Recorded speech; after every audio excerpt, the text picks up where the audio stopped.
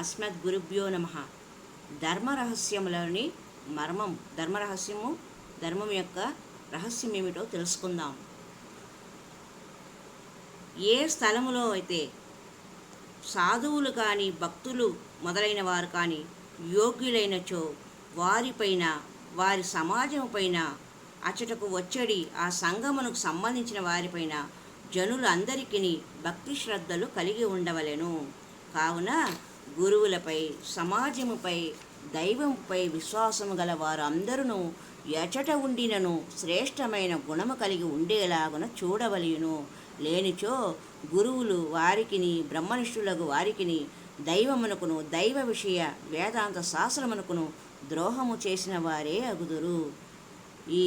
ఈ విధముగా లోకమున ఇప్పుడు యథార్థమైన గురుసేవ యొక్క రహస్యము దీని యందు నిగూఢమై ఉన్నది. కావున గురుభక్తి కలవారులు, దైవ విశ్వాసము కలవారులు మంచి అనుష్ఠానము కలిగి ఉండేలాగున సదా చూడవలయును. దానిని మించిన గురుసేవ మరి ఒకటి లేదు. ఇట్టి వారు గురు సన్నిధి నుండి ఎంత దూరముగా ఉండినను దగ్గరగా ఉండిన వారే అగుదురు.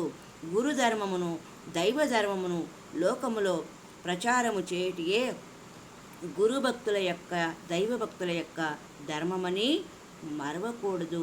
ఇది ఏ ధర్మములోని రహస్యము. హరి ఓం తత్సత్.